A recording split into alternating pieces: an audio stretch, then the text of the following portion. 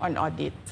Tapos meron silang October 3 na audit memorandum, ang Commission on Audit. So sunod-sunod yun, nakita mo. Naglabas ng press release ang Makabayan, nag-defend kami ng budget namin, nagsalita si Saldico, lumabas ang mga AOM ng COA, September, October. Kaya yan din yung rason. Nung nakita na namin at na-confirm namin doon sa audit memorandum ng COA na ito na yon, confirmation ng pag-atake. Kasi hindi pa kami confirm doon sa unang tanggalin namin yung confidential funds sa OVP. Ang confirmation namin, noong nagba-budget hearing sila, at doon sa budget hearing, tinatanong nila, oh, may AOM na ba? Oh, may AOM na ba? At nakita namin lumabas na. Yun yung confirmation namin na ito yung pag-atake. Kaya nung fourth quarter ng 2023, hindi na ginamit ng Office of the Vice President at ng Department of Education ang confidential funds. Kasi sabi ko sa kanila, kahit gaanong tamang gamit natin dyan, gagawan nila ng mali yan. Bubutasin nila yan at aatakihin tayo gamit ang confidential funds. At ang patutuon nito, kung makita ninyo, noong House hearing, noong August 27, 90% ng mga tanong, confidential funds. Kahit na 2024 at 2025, wala ng confidential funds ang Office of the Vice President. So yan yung explanation ko, mahabang explanation ko. Bakit pa tayo mag-question and answer? Para atakihin ninyo ako? Tapos, alam naman nating lahat. Congressman Zaldico, Congressman Martin Romualdez lang ang nagdidesisyon sa budget ng bayan.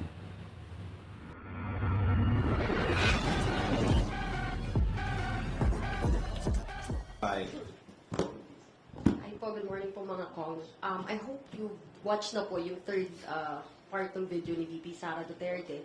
And she said there po na kaya hindi na rin siya pumunta po doon sa second hearing po ng kanyang OVP budget is because gagamitin daw po yung COA findings sa pag-atake laban sa kanya. So po ulit-ulit po niya sila sabi na ina-atake raw po siya. And 90% nga ng mga tanong is confidential funds kahit wala na raw sa 2024 2025 yung CF sa OVP. And kahit wala akong kinalaman, I quote, doon sa mga observations ng COA, sinasabi nila na kasalanan ni Inday Sara yan. What's your take on that, sir? Ano pong comment niyo dito? Well, for first, no? Ako talaga. For first, kasalanan naman talaga niya. Paano? Because she's the head of agency. Whether it resulted in malfeasance or whatsoever, it is her responsibility and accountability to explain why these findings have been observed by COA. Sino naman ang tatanungin namin? Di ba? Department of Education, Office of the Vice President. It is a matter of record that she is the Vice President. She is the Secretary of Education during that time. Diba? Wala naman kami. Sino naman ang ituturo ng Kongreso? The second thing is, people have this misconception that when they go for the budget hearing, magprepresenta lang sila ng magkano ang gagastusin namin, magkano yung kailangan ng department namin, ano yung priority. Hindi ho yan lang ang budget hearing. Although that's an important part of what a budget hearing is.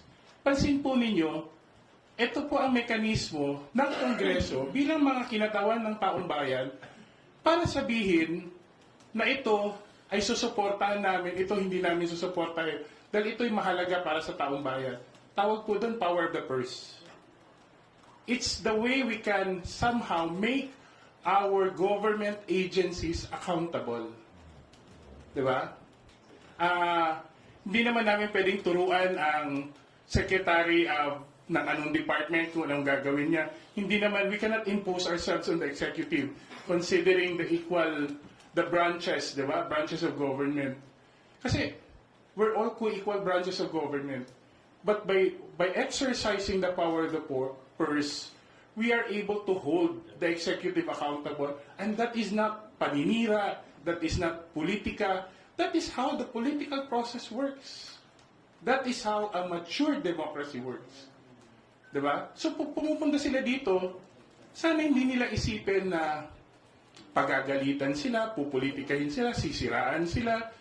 Kasi, if you look at the proceedings, never naman kaming mga neophytes disrespectful sa kanya, di ba? Never naman katulad kahapon ng kasamahan namin, di naman namin tinaas ang boses namin.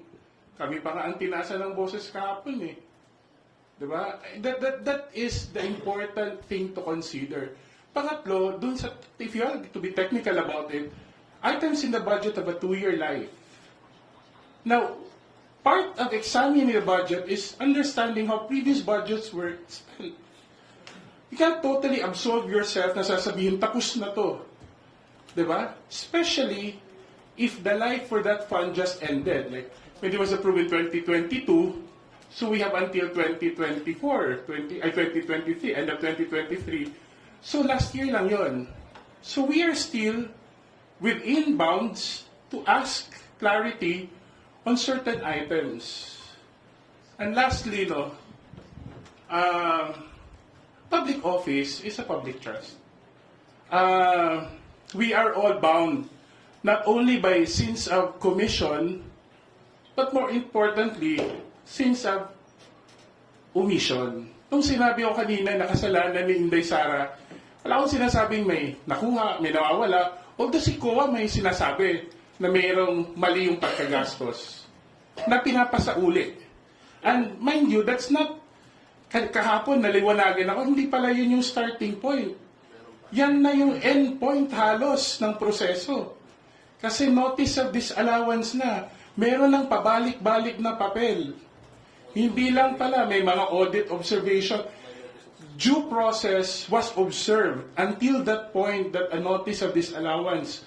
So kung sasabihin natin na wala naman siyang kasalanan by granted, by commission, definitely by omission. She has the ultimate accountability as head of those departments. Those are public funds. The public office is a public trust. Maikli lang, no? Thank you, Kong Jude, for the enlightenment. Kasi andyan naman kami, we were very much present during the budget deliberations. Ako personally, yung mga kailangan kong itanong, natanong ko na, narinig nyo naman po yung mga sagot sa amin, narinig nyo naman po kung paano kami sinagot ng head of the department. Sabi ko nga, nung napag-uusapan kahapon yung tungkol sa tradition, sa courtesy, sinagot ko po yan na dapat courtesy begets courtesy. Diba? Ganun naman po tayo, tradisyon ng kaugalian po ng Pilipino yan. And sa tingin ko, para sa akin, dahil wala nga nasagot, wala kaming nakuha, ang tingin ko, hindi niya po kabisado yata yung pinopropose niyang budget. Baka hindi niya alam yung nilalaman ng budget niya. Kaya ganun na lang po niya kami sagutin, ganun na lang po yung impression na iniwan niya, tapos hindi nga po nag-attend ka. Baka hindi niya kabisado o hindi niya alam nangyayari sa loob ng opisina niya, kaya nagkaroon ng mga ganun na problema, yung mga aom niya.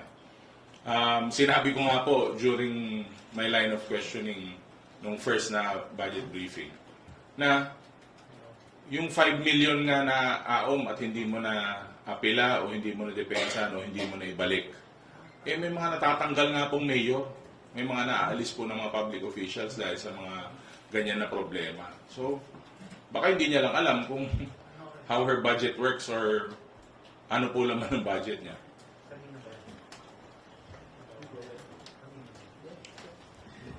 I think much has been said. Si Kong Jude already mentioned yung relevance yung CIF. But for me po, I think really, especially in light of the question po, yung interview itself, I think she just refuses to take accountability for all that we are looking for in Congress in exercise of the power of the purse.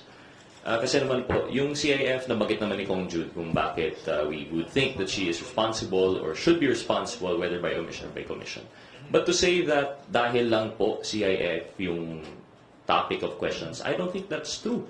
Because precisely, during that hearing, I'm admittedly maybe 90% yung tanong tungkol sa CAF kasi yun yung hot topic.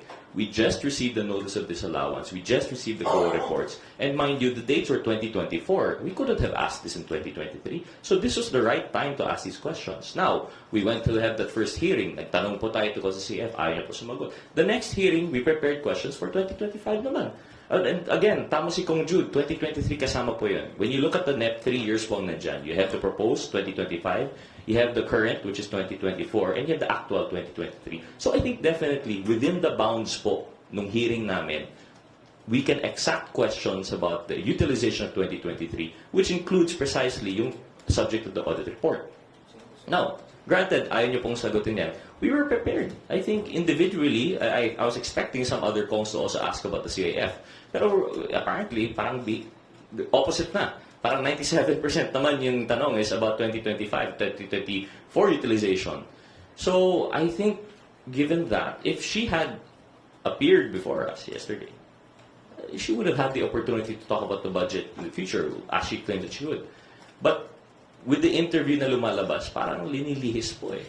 Parang she just refuses to answer questions, whether man it is the CIF or whether it's about the actual budget proposed and used currently. So, I think that's my take po on the interview po and the timing of its release. Salamat po. On my part, this is how I look at it. I'm satisfied because COA is not selective on rendering their decision, especially if it is born out from their own findings. Na even nobody really is exempted from the scrutiny of how each agencies of government, regardless whether you're on top or you're the highest, you're not insulated from the COA assessment by way you utilize the fundings sourced out from the taxpayers' money. So I'm satisfied on that aspect kasi ginagawa ang COA yung kanilang trabaho. Now, similarly, ang trabaho din, mandato kasi ng COA yun under the Constitution. Ang mandato rin ng House of Representatives, as explained very well by Kong Jude and Kong Pao and Kong Rog, ay busisiin yung budget na pinopropose bawat taon. Part of that busisiin really is to look at how we can comprehensively appreciate the budget that was given to a certain agency, how they utilize that, supported by the COA reports, kasi importante po yung utilization, especially if the budget is continuing appropriation. Kasi hindi yung isang mga, in many cases po, ang mga ahensya hindi nila nauubos sa isang taon ng kanilang pondo. Meron pa talaga pong naiiwan dyan. Ngayon, mapapansin po natin, may mga programa po sa dating budget na minimaintain, na pinopropose sa darating po ng mga taon. So, ikukumpara po natin yan. So, pag ikukumpara po yan, pinag-uusapan po dyan yung utilization rate, pinag-uusapan po dyan yung effectivity ng pagbibigay ng pondo at paggagastusan ng pondo. At, of course, ang COA talaga magmamatter sa budget hearing. That's why we always look on to ano yung mga supporting documents para masabi natin na itong pondo na ito ay tagamit at kailangan pang pondohan. So, basically, if we focus on that, yung mandato ng bawat opisina, mandato ng bawat ahensya na ginawa ng gobyerno, wala po tayong rason para sabihin na ito ay pamumulitika. Ito ay isang senyales na maganda at vibrant at strong ang mga ahensya ng ating gobyerno. Especially on the principle of check and balances. Sana po doon na lang po ang anggulo ang ating makita. Thank you. Do you have a follow-up question, Marian? Yes, pwede pa po ba magtanong kasi I know this has been asked to you for several times siguro. Pero nabanggit ni VP Sara na hindi na raw po bago yung usapin ng pag-impeach sa kanya. It was mentioned around kung France Castro November 2023. Ang sabi niya, tuloy-tuloy lang yan, openly na pinag-uusapan ang impeachment. So, pinag-uusapan po ba talaga? Very simple, hindi po totoo yan. And in addition, I have heard talks of impeachment, but coming from her. We don't hear it here in Congress. I can guarantee you that po.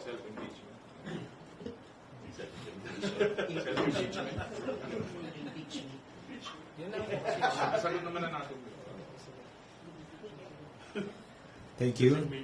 Next question comes from Bibian Gulia of ABS-CBN2. Good morning, Kongs.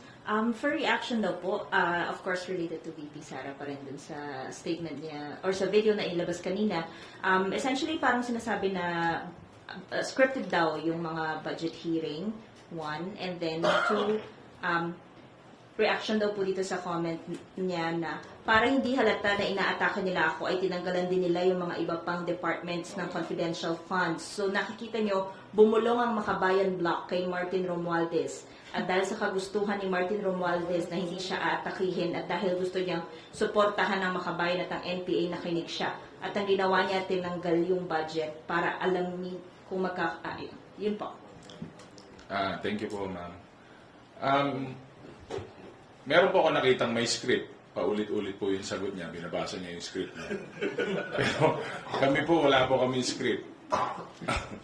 Wala naman pong senaryo, wala naman pong ganon. Pero lahat ng sagot, binabasa yung script. Yun lang po masasabi ko. Alam niyo, napaka-convenient na reason na sasabihin na may script po kami. Kung isipin mo naman, there are around 50 people normally on an appropriations committee meeting and hindi lahat pumapasok at the same time. Secondly, we come from different persuasions, different even districts, different perspectives. Ang galing naman siguro ng scriptwriter, no? Napapag-iisa niya ng lahat. Pero gaya ng sinabi ni Kong Pao, isa lang naman yung may binabasang script eh. Tatatlungan lang yung linya, di ba? Paulit-ulit, binabasa pa. Yung punto ko lang is, I honestly take offense that the Vice President has chosen to make all these accusations over media, over an obviously scripted television interview, di ba? Kasi, kung marami naman pala siyang sasabihin, bakit hindi niya sinabi nung nandito siya sa Kongreso, di ba? When we could have made all people mentioned accountable. But in fact, ako, correct, it's an attempt, it's obviously an attempt to divert the issues that could have been properly treated in Congress during the Appropriations Committee hearing. All these claims about the leadership, about confidential funds, it's very disheartening kasi bakit kami pa na gumawa ang tama para sa taong bayan, kami na ginawa yung lahat para maging transparent, kami pa ang i-impute na may ginawang kamalian. Di ba? Kongreso na nga ang take ng step to make the confidential funds more transparent. Ngayon, kami pa ang sasabihan na it's an attempt as a form of political attack against the Vice President. I think the representatives of the people have a better use of their time rather than just attending to these matters.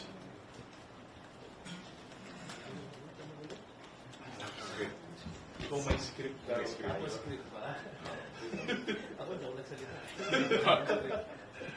Sponsor ka. Ikaw yung sponsor eh. May script. Dagdagan ko lang, sorry. Nakita naman natin na very constructive yung House when it came to questions. Nothing personal, nothing political. Alam niyo naman sa House of Representatives, very demure, very mindful yung mga members. Saka yung consideration talaga saka yung courtesy was afforded. And walang kahit anong diversionary tactics, walang kahit anong tanong na taliwas sa laman ng budget. Ang trabaho po namin, magbusisi at magtanong. Ang trabaho po nila, ipresenta yung budget at sagutin yung mga tanong. Ganun lang naman po kasimple, wala naman pong kahit ano pa dyan. Isang pahabol na lang, konti na lang. Kung naghahanap sila ng script, ang tanong namin, bakit ang isang television interview na obviously parehong subject, parehong interviewer, parehong set nga, in-extend pa ng 3 araw. At purposely released in sync with the proceedings in Congress. Siguro mas alam ng taong bayan kung sino ang may script. Vivian? Opo. Sir, comment din sir dun sa sinasabi na laging inaatake ang Vice President dahil siya yung tinitingnan ng mga tao na magiging susunod na presidente.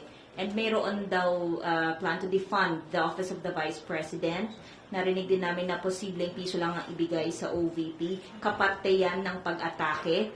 And sir, hindi lang masyado na-address kanina, yung bulong daw ng Makabayan yung pagtatanggal ng confidential funds sa mga civilian agencies nung nakaraan.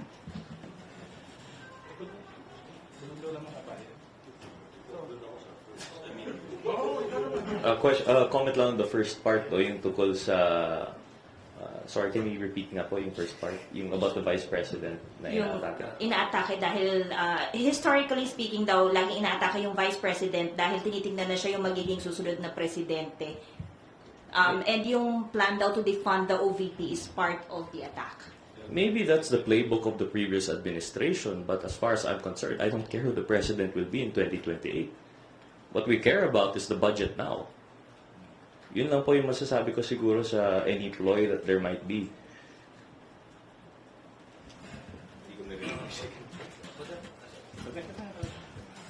I think the ones that are accusing us of politicking are the ones who are actually doing the politicking. Wala ang ginagawa. Let's go back to the very basic of why we are holding this committee briefing, committee deliberation. It's part of the mandate. Parte po yan sa aming sinumpaang katungkulan. Wala hong naiisip ata ng asa dito sa House of Representatives na infuse yung possible na 2028 because that's a long way to go.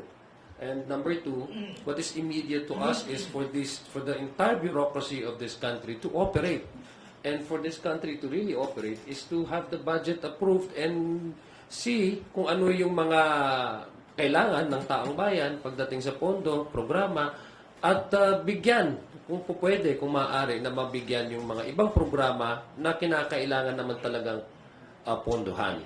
Ganun lang po. As to the case of probably, kasi ako po yung mag-sponsor ng pondo. Sa mga budget deliberation, anything is possible. Remember, gusto ko lang pong balikan, pag pumasok po yan dito sa House of Representatives, pupunta rin po yan sa BICAM. So, yung in terms of adjustment of priorities, kaya nga po importante ang pre-briefing budget deliberation kasi doon po malalaman kung ano yung naging determination kung bakit may pondo sa certain line item, bakit ito ay mas malaki, bakit yun ay medyo mababa at paano po nagasto. Kasi yun lang po yung way para maintindihan ng mga membro ng Kongreso o kung ano yung magiging pasya o ano yung magiging resulta na po pwede nilang i-approve as far as House of Representatives is concerned. So anything is possible po. Anything is possible. Pero ako as a sponsor, ang pinaka-importante talaga is yung opisina, kung anong kailangan ng opisina na base po sa mandato niya. Of course, hindi din natin po pwedeng i-disregard na may mga empleyado dyan sa mga opisina ng bawat ahensya. Kailangan din ho ng pondo pagdating sa mga maintenance ng kanilang mga assets and mga office equipment. So, kailangan din tingnan yun. But I don't think na yung sinasabing piso na we are not going to just ignore the budget that is required for the for the office of the Vice President to have in order for the office itself and the institution itself to operate. Yung tungkol sa nabulungan ng mga kaibigan namin, mga kasama namin sa Makabayan, alam mo yung Makabayan Bloc or yung tatlong kongresista, they have been really active fiscalizers in Congress. And I will give it to them na minsan, sabi nga namin, maganda yung research nila, maganda yung paglatag nila ng mga concerns. And the leadership naman, kami naman na mga miyembro, hindi namin yan pwedeng sabihin na hindi namin sila narinig. But the actions of the leadership is not just a product of because nabulungan. Napaka-convenient naman na consideration yon. The statements of Makabayan of a public record. It's part of the proceedings of Congress. I don't think nabulungan yon. Then eventually, Congress as a whole decided to do what was best for the country. Diba? Ang obligasyon naman natin ultimately is for the people. At katulad nga ng sinabi ni Kong Z, ang batayan namin always is ano talaga ang mandato ng opisina. And I don't think Congress will ever compromise the necessity of strengthening the mandate of every office, including the office of the Vice President. But since the Vice President has chosen not to explain it to herself, then we will have to go to the Constitution kung ano talaga ang trabaho ng Vice President and make sure that that role is given the resources that it requires. Pahabol lang yung... kasi lahat naman ng... May tumatawag. Hindi, yung sa akin lang naman, karamihan naman kasi ng mga nire-raise niya na parang problema, yung ina-atake daw. Karamihan naman ng mga nasabi niya, ina-attack niya yung... Parang siya nag-a-attack sa sarili niya. Parang self-inflicted kasi. Pero in the House of Representatives, you have been, from the start, kahit sa press con po, kung may issues man, we stick with the issues. Kung may critique man, after we critique, after we look into the deeper content ng mga sinasabi o ng budget, nag-offer naman kami ng solution. So, issue-based lang po talaga. Kitang-kita naman po yun. Pangatlo, sinasabi niya na ano yan, yung sa pagka-presidente, sorry. Yung mga VP. Oo, siguro familiar sila doon, no? Nung nakarang administrasyon. Hindi naman po attacks kasi yung ginagawa namin. We're focusing on the issues. And susunod nga po, ako po, hindi po ako tatakbong presidente. Ina-announce ko na hindi po ako tatakbong presidente. Nakatutok po kami sa budget. Kaya nga po yung issues around, circling the Office of the Vice President, which is yung pinakahuli na inattendan po namin na budget hearing, yung mga tinitignan po natin doon kung paano i-improve yung Office of the Vice President in terms of budget utilization and the overall budget as well. Salamat po.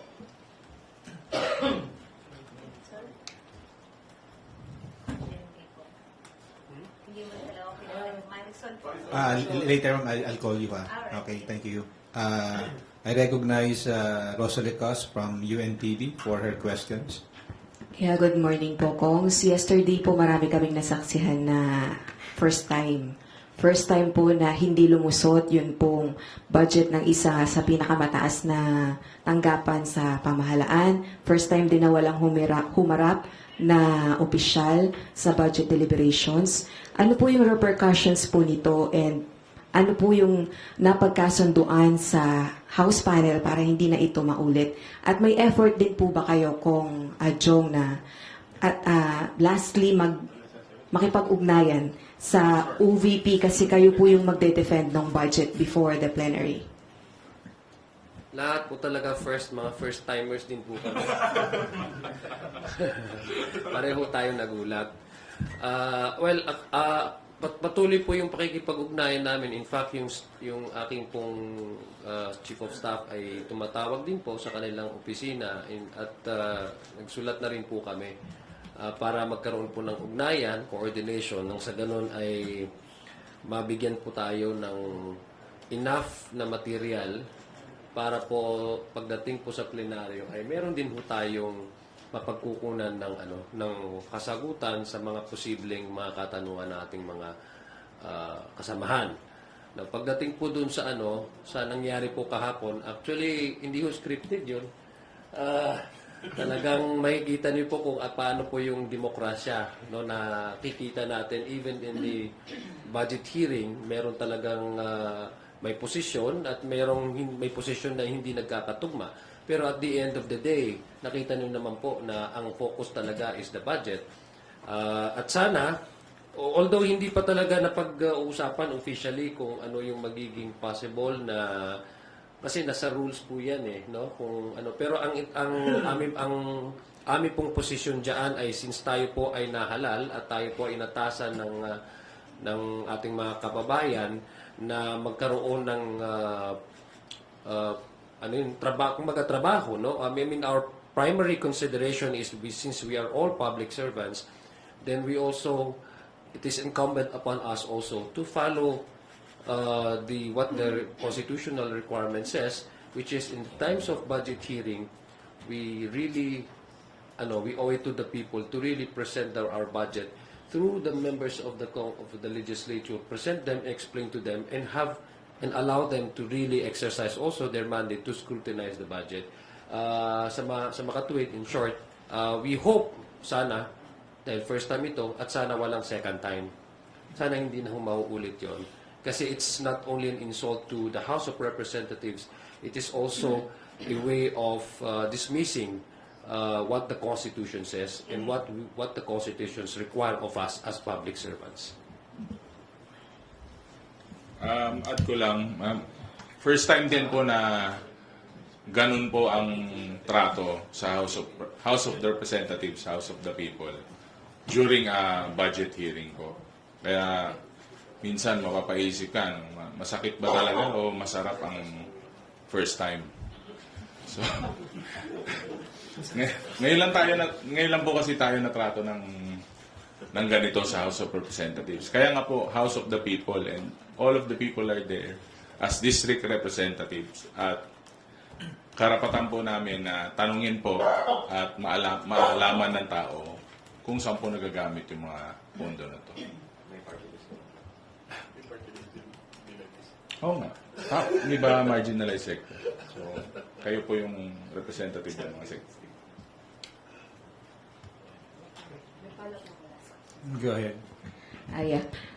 Sa lahat po ng nasa panel, now that the Vice President is neither an ally or a member of the cabinet of the BBBM administration, considering po in the past administrations, the Office of the Vice President always received the smaller budget, since hindi po siya hindi siya kaalyado ng sitting president, will we expect that in the coming years pa po?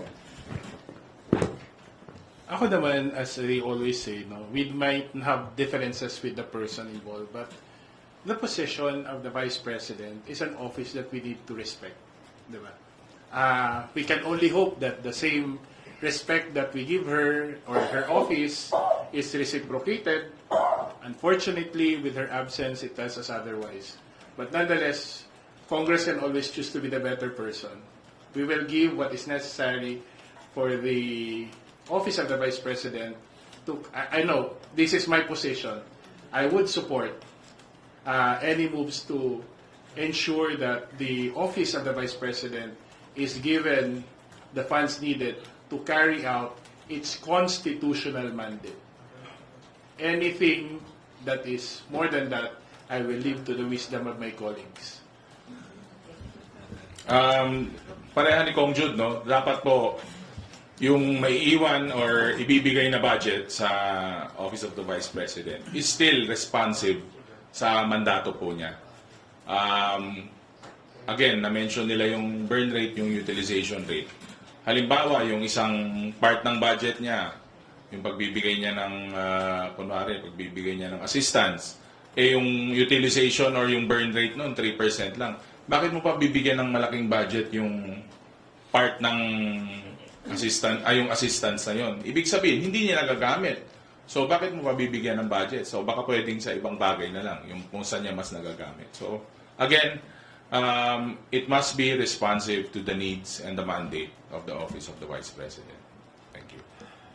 In addition to that po, I think it really doesn't matter kung ally or not, and this applies to all agencies. Our mandate here is to exercise the power of the purse, and we will, as Kong Jude said, we'll do all our efforts to make sure that whatever the department, whatever the office, they have what they need to carry their constitutional mandate.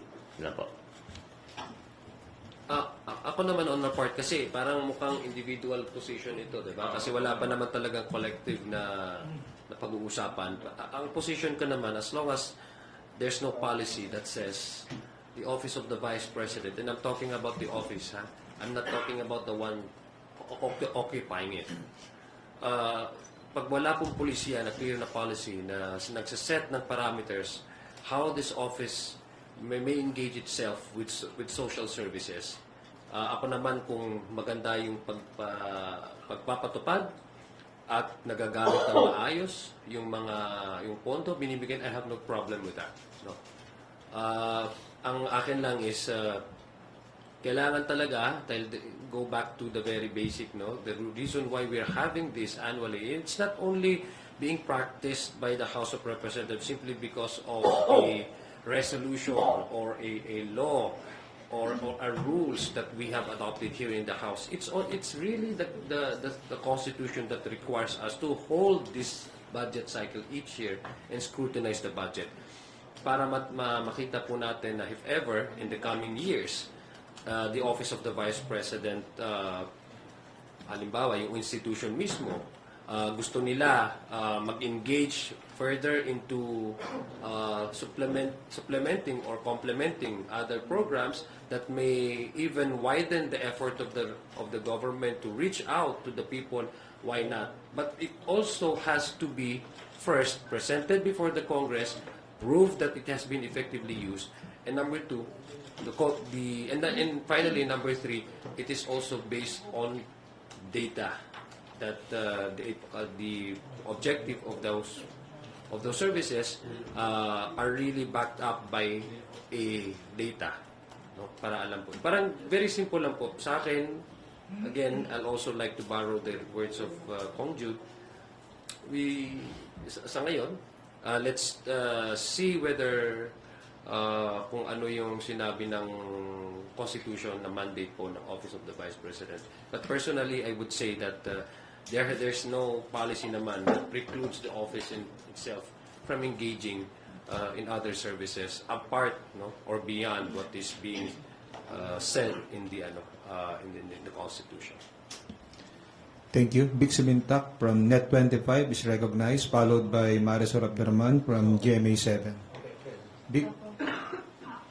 Sir, siya, kasi kayo po yung mag-i-consult din sa plenary ng budget ng Vice President. Tapos, cooperative yung Office of the Vice President, especially the Vice President. Sabi niyo nga, ibabatay sa Constitution. So, pero open din kayo, pero hindi pa siya collective decision ng Congress. So, is it possible na yung social services, part of the 2.037 billion pesos na proposed budget ng Office of the President, mapapawasan? Lahat naman posible, no? Lahat naman po posible sa mga panahon na ngayon.